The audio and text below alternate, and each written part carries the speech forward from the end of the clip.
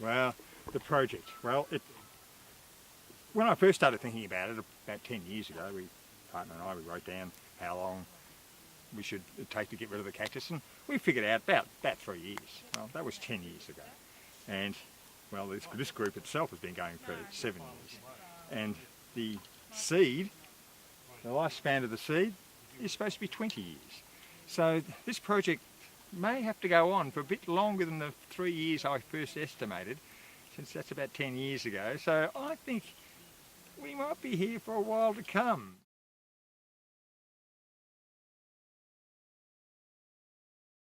Wheel cactus, lovely plant. Wheel cactus, cool, it's got a wheel. It was introduced here around about, we don't know for sure, but around 1960. Not long after it started to spread, but no one ever worried about it too much because a couple of plants, but all of a sudden, when the drought hit, which is about 12 years ago, 13 years ago, it really started to move because it's just survived so well in drought. As you can tell, it's a cactus, so therefore drought's really good for it. So it's wheel cactus. Its cousin, prickly pear, pretty easy to pick, the way I do it anyway. It's got a pear-shaped pad. Like, big at the top, comes around, small at the bottom, not like the wheel. It was introduced when, near first settlement of Australia, which is a couple of hundred years ago.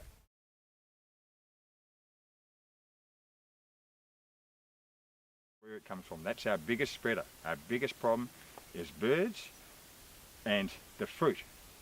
So what, as a group, we've been trying to do is get into the larger areas where these fruiting plants are and just knock them down, get rid of them. Because the little ones you can dig out and take to the tip, and we've got to stop the spread. This has become a food source for the crows. Now, crows, so I got to learn a bit of crows too. Crows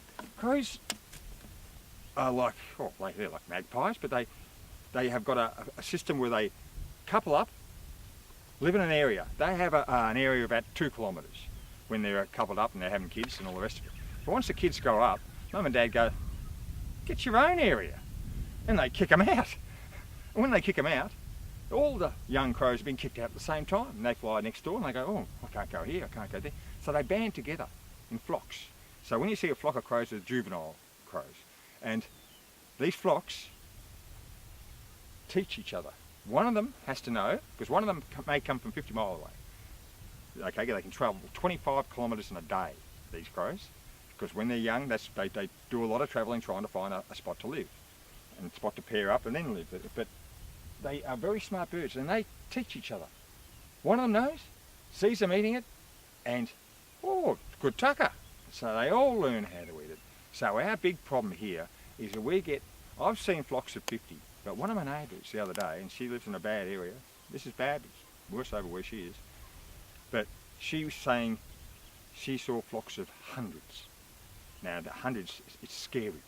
When you've got a problem like this, and you have a look at the fruit, and there's, I don't know how many seeds in that fruit, but there must be 50 or more, and the crow eats them, goes into its guts, flies off.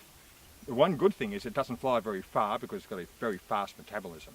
And if you think of it, a bird's got a full gut full of food, it doesn't want to fly very far because it's a lightweight thing, it wants to be nice and light, so it goes to the next tree, not very far, and shits it out.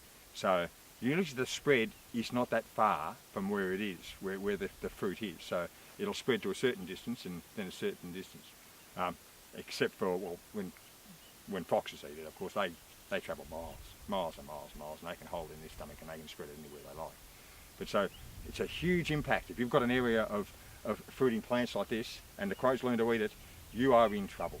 Now really, really, please get rid of the plant, or take the fruit off. If you love the plant, take the fruit off and just put it in the bin, spread it on the ground, do whatever you like with it, but don't let the birds get to it. Because if they do, and they learn, even in your area, no matter where you are, if the crows learn or the birds learn it's good food, they'll spread it and you will have a problem like we've got.